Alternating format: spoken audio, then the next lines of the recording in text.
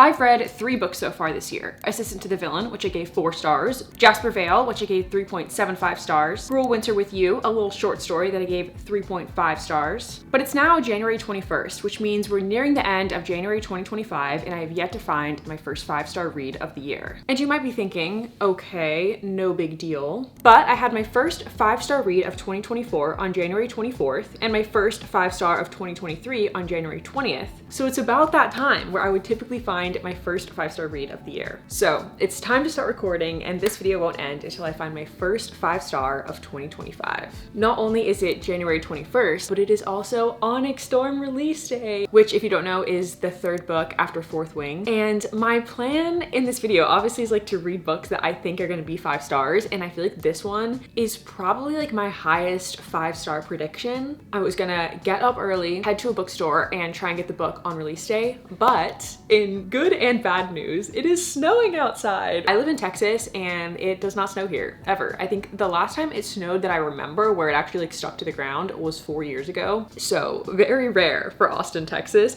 And when it snows, nobody knows how to drive. Like everything pretty much just shuts down. So I did check and the bookstores were closed this morning. I think some of them are opening later today, but I don't know. I'm still scared that like the roads are gonna be icy. So I went ahead and ordered the book. I think it's coming on Monday. So hopefully later in this video, I will be reading Onyx Storm, unless we find a 5-star read before then. So I went ahead and started another book that I'm hopeful could be 5 stars.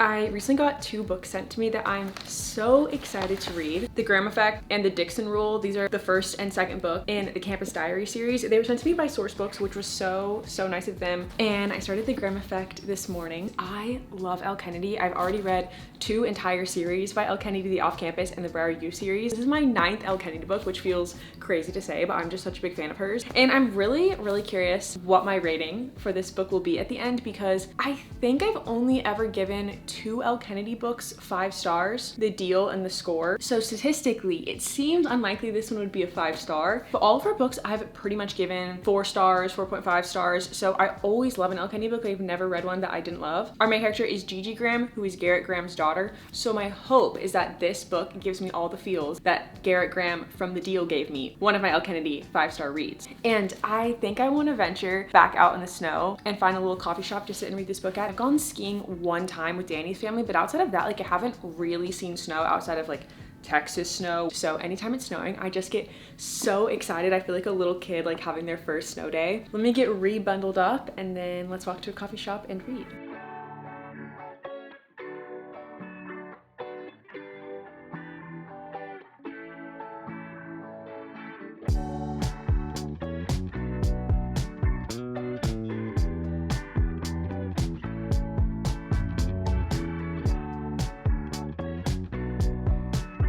I just got back from the coffee shop and the snow is starting to melt. It's getting warmer and warmer outside, which I'm sad the snow is melting, but it's cool that I got to experience snow this year at all, because that is so rare. And before I tell you my thoughts so far on The Graham Effect, I have a really exciting announcement to share with you guys. This is a little project that I've been working on for months and months and months that I'm so proud of, and that is I wrote a story that all of you can read. It is a romance, childhood friends to lovers short story that I am so proud of. I've talked a little bit some on my channel about being interested in writing and kind of like dabbling in writing. I have been writing just for fun in my own free time for a few years now, and nothing I felt like quite ready to put out until this story. I felt like writing it was such a cool and like special experience for me. I feel like as soon as I started writing it, it just felt right. Like I was like, this is the story that I finally like want to share with all of you and I'm ready for people to read. The story follows Jamie and Elle, who, like I said, are childhood best friends, and then something happens and they don't talk for a while, and the story starts when they're seeing each other in person for the first time since they stopped speaking. And it goes back and forth between present day and the past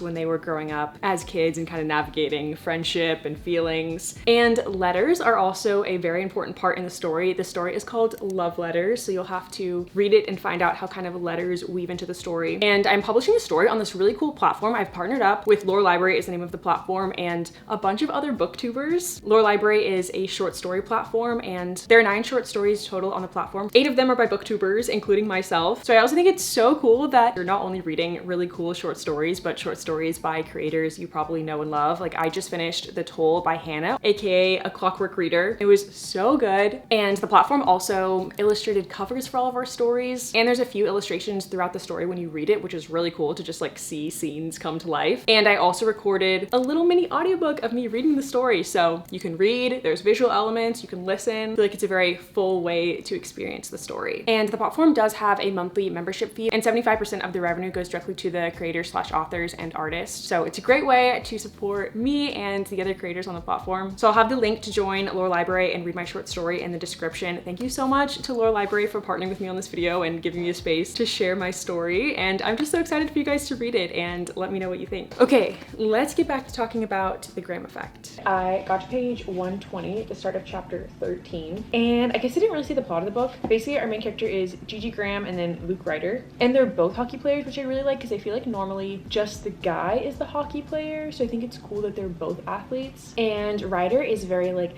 kind of mysterious, like guarded, like not super talkative, but snarky, grumpy, which I really like in a book boyfriend. I feel like it's just so fun to see like the grumpy character start to crack and like start to like smile, open up, which we haven't really gotten to yet, but I'm sure we will at some point. And Ryder really wants to get into this like summer coaching program with Garrett Graham, who is Gigi's father. And Gigi really wants to make the women's Olympic hockey team. So they strike up a deal. She's gonna like talk him up to her dad and he's gonna help her train for the women's national team. So I love like that they have this deal that forces them together, and I'm really liking it so far. I feel like it especially picked up very recently. Like now I'm like, okay, I am in it.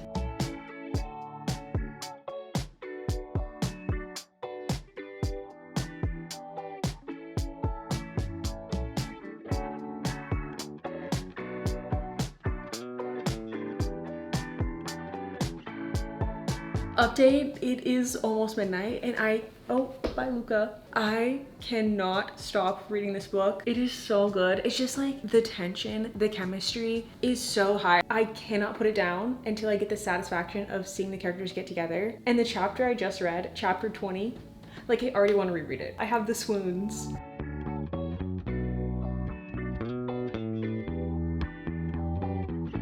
Okay, update, it is just after 1 a.m. and I need to stop reading to go to bed at some point, so I'm gonna do it now. But I made it to 53% of the way through the book. I feel like I haven't read that much of a book in one day in a while, especially this thick of a book. Wait, let me see what that correlates to in page numbers. That is around page 248 in the physical book. This book is giving me like the OG off-campus book feels. Like I'm just eating this up. Okay, I'm gonna stop talking and go to bed. So good night. I will see you guys in the morning.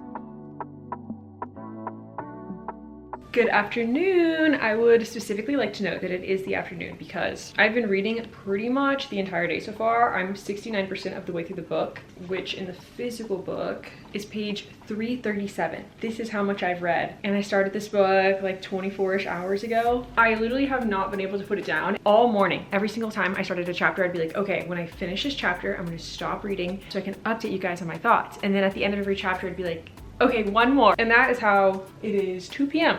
and I have just now turned on my camera. Luke Ryder and Gigi Graham are both just such main character energy. They're both so unique. I feel like they are both very memorable characters and I'm going to continue to think about. So them together just feels like such a power couple to me. And I'm curious if I'll finish this book today. I pretty much didn't do anything but read yesterday, and today I do have some plans with friends in a few hours. I have dinner plans. So can I finish this book in the next 3 hours? Let's see.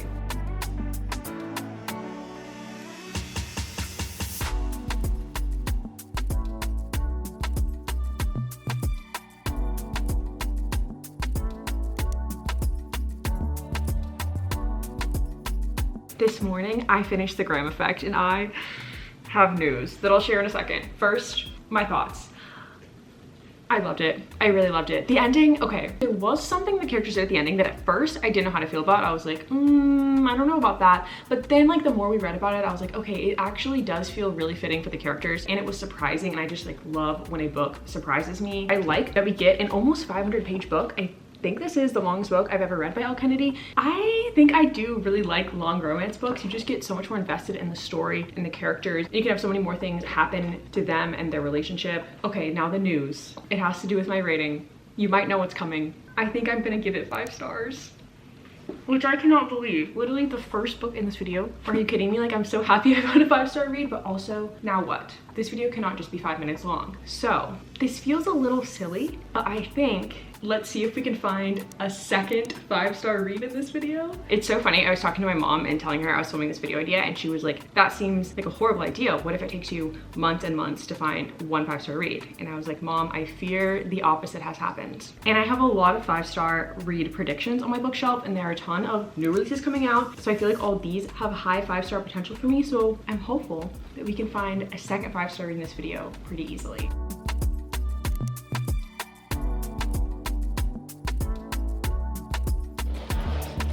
So this book cart, particularly this row and the bottom row, have all of the books that I'm most excited to read next. And there's actually so many on here that I think could be 5 stars. Some 5-star predictions: Nothing Like the Movies, Catch the Sun, Spinning Silver, From Look Off With Love, and Some Shall Break. And I do already know which one I want to go with, Nothing Like the Movies. This one, I am very, very curious what my rating will be, because this book is a sequel to Better Than the Movies, and Better Than the Movies I did give 5 stars. I think this is my #1 young adult romance ever, which is high praise. It was just so freaking cute, and I just love Lynn Painter's writing. I haven't read one of her books in a little while, but I feel like every time I read one of her books, I'm always like giggling, kicking my feet. Like, they're just so cute. And I read this book 3 years ago, which I didn't realize it was that long ago. And then Nothing Like the Movies came out, and I did not expect for her to write a sequel. Better Than the Movies definitely had like a complete beginning, middle, end. Did not need a sequel necessarily, which I think is where some of my hesitancy to read this book comes from, because this book was just such a perfect book to me. I'm scared that if this one I don't love,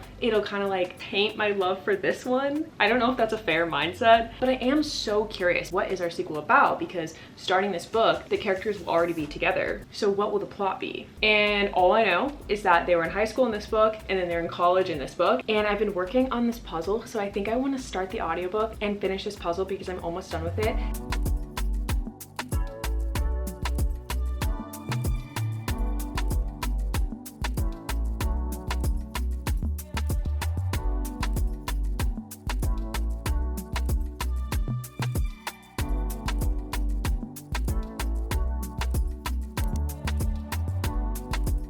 I just got to page 100, and I don't know how to feel about this book. It is moving a little slow, and also I think the main thing that's tripping me up is because it's a sequel to Better Than the Movies. I feel like I picked up this book because I was in the mood for something like Better Than the Movies. I'm so used to like Lynn Painter books giving me that like adorable like kick my feet and giggle kind of feeling, but we are in quite the opposite right now because everything is going wrong, and I assume that will like change throughout the book, but I feel like I have to just like readjust my expectations right now. So it's definitely a second chance romance.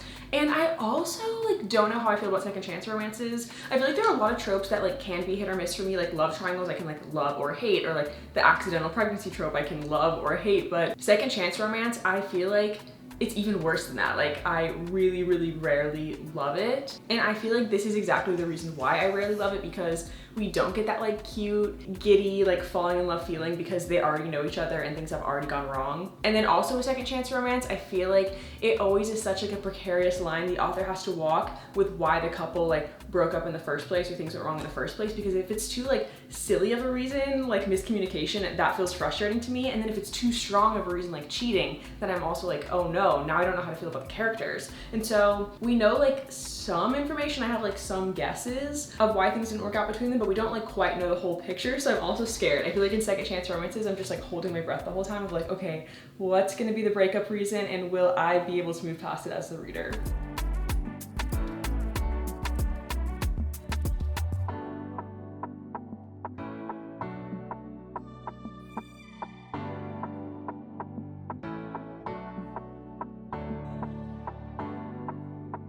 I just got to page 210, and the book has been slowly growing on me, especially the last chapter. I feel like actually did really hook me, which I'm happy about. It was a lot more about Wes's story and everything that happened 2 years ago just after Better Than the Movies ends. And yeah, I think I did just have to have a period of like adjusting my expectations of like, okay, this is not like a cute Lynn Painter rom-com. Like, this is a much more sad and serious story about like how hard it is for a relationship to survive from high school to college, how hard it is for a relationship to survive if somebody goes through a big hardship in a relationship or a big tragedy. And I'm very curious where the book is going. Obviously, I guess second chance romance, like them getting back together, is the ideal. And I'm hoping now the book is gonna start picking up, because I did feel like with the first 150 pages, we kind of just established that something did go wrong with their past, but that was kind of it. Like I was like, okay, let's keep moving with the plot. I'm liking it a lot more. Still unsure like what my final like thoughts and ratings are gonna be. Hello, it has been a second since I last saw you guys. I think it's been about a week. Today is January 31st. I was visiting some family and then working on filming another video, but I'm back to filming this video. And since I last saw you guys, I did finish Nothing Like the Movies. I think I'm gonna say 3.5 stars for this book. There was so much about this book that I really loved, and then some other things that I felt a little meh on. We eventually like find out the full reason of why the characters are broken up at the beginning of the book, and I don't know, I felt really mixed on it. So I'm just like, I don't know, I feel like it makes it kind of messy. On the one hand, I think it's cool when a book feels like very realistic, and I feel like this book feels like that. But what I did like, every part where the characters like were happy and everything was going good, absolutely obsessed with. Like I said, like Lynn Painter, she is just the queen, I think, to me, of rom-coms. And I've seen a lot of people ask like, is this book worth reading? I would say like 50-50. I think if you felt meh on Better Than the Movies, then you definitely don't need to read this book. If you really liked Better Than the Movies, then I think I would recommend reading this book. I'm very glad I read it. Just like know going in, it's a little different, a little more serious. Okay, moving on to our next book. I'm so excited. Guess what came in?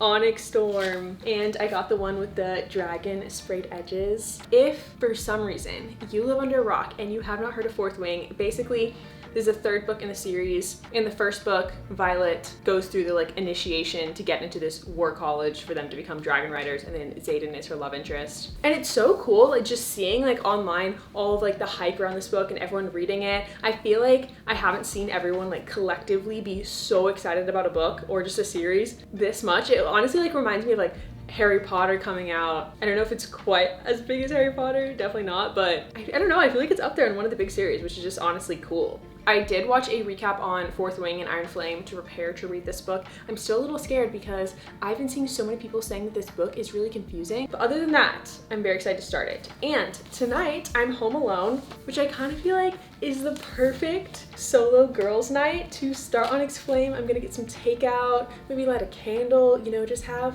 the best night ever. So I think I'm gonna go to the gym, get some takeout, and then we'll start this book tonight.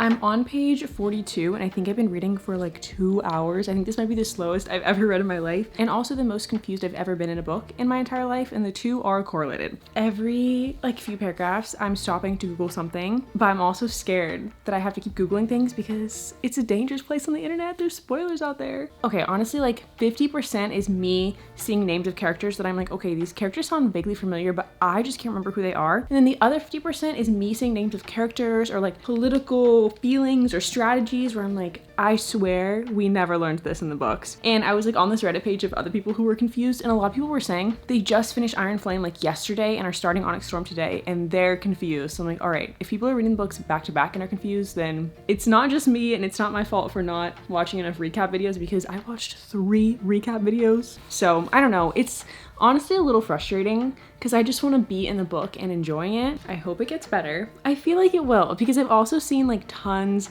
of really positive like 4.5, 5-star reviews of the book, and I feel like if just everyone was lost the entire time, then the ratings would be terrible. Also, can we take a moment to appreciate how pretty this book is? I love the like multi-dragon. This map is huge. I'm like, are we gonna go to all these places in this book? That would be cool.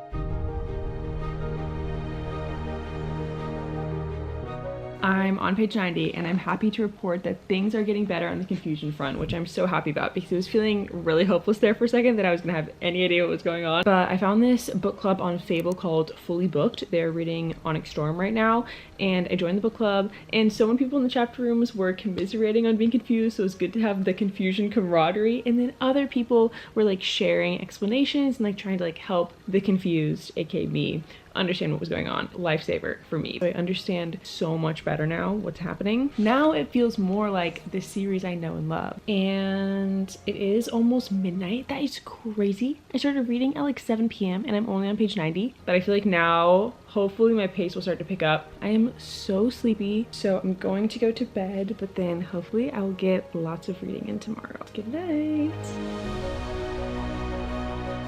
Good morning. It is Sunday, so it's been 2 days since I saw you guys. Last time I saw you guys was on Friday. And I'm on page like 220 of the book. It's so good. There's like so much happening with the fantasy, but I kind of want to talk about the romance for a second because like that's the thing I'm most excited about right now based on what I just read. Chapter 25, which I'm in the middle of. So freaking cute. The things like Xaden says to Violet, swoon, swoon. He's just such a ride or die for her in the most literal sense. I feel like he, you know, cares about the world, politics, saving people, but also at the same time, I think he would burn down the entire world if it meant saving her, and I'm obsessed with that. I'm gonna finish getting ready, do a little more reading, and then let's talk about the fantasy. There's honestly just so much going on. I like to organize my thoughts in my brain. Gotta talk about the romance right now, and then we'll talk about the fantasy plot in a bit.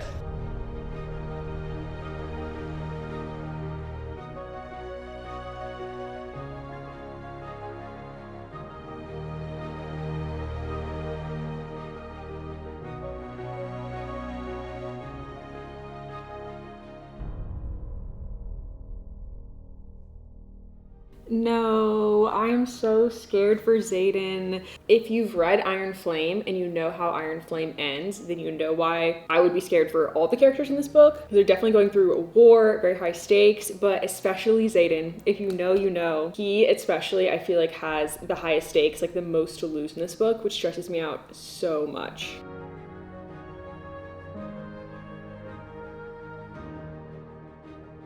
Let's talk about the fantasy plot. I feel like the thing that I was frustrated about in the beginning is now what I'm loving most about the book. Like the world is just so expansive. That map in the beginning of the book, we are literally going all over the map, which I think is so cool. And there are so many characters, which is so cool just to like be invested in so many different people. And there's also so much like political dynamics going on, like different countries, even within Navarre. It's just like insane once you get further into a bigger series, like how much you know. It makes like the world feel so full. Exactly those things are why I was frustrated at the beginning of the book, because it is like a lot to keep track of. I gave Fourth Wing 5 stars and Iron Flame 4.5 stars, and I kind of feel like this one so far, like if I had to rate it right now just in the middle of the book, I would be so torn between 4.5 and 5 stars. So like it literally could go any way with my final rating.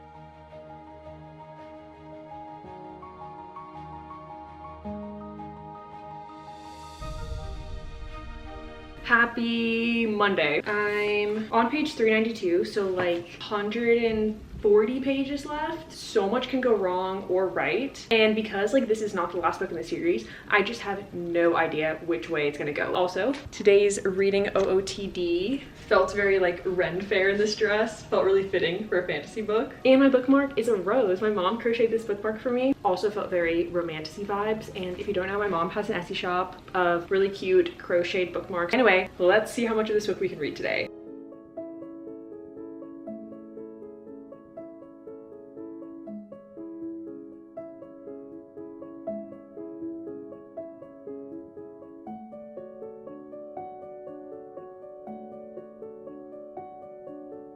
No freaking way. I'm on page 440. Something happened around chapter 50 where I was like, new info, did not see that coming. And then now I'm at the beginning of chapter 53 and something just happened. I'm like, did not see that coming. So I feel like this is gonna be a twisty ending. I keep seeing people on social media just being like shocked or like speechless at the end.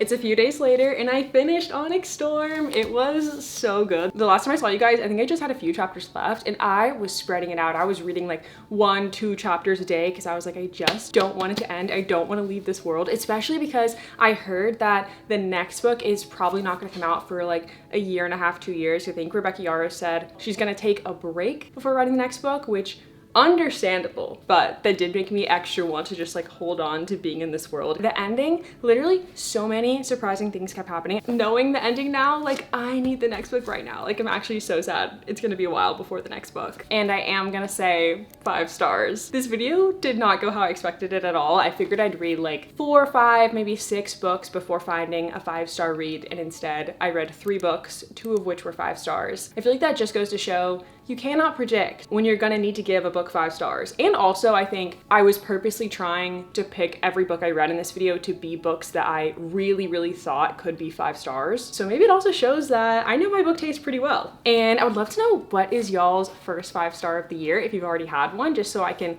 keep adding to my 5-star predictions for myself. Anyway, with that, I will see you guys in my next video. Bye!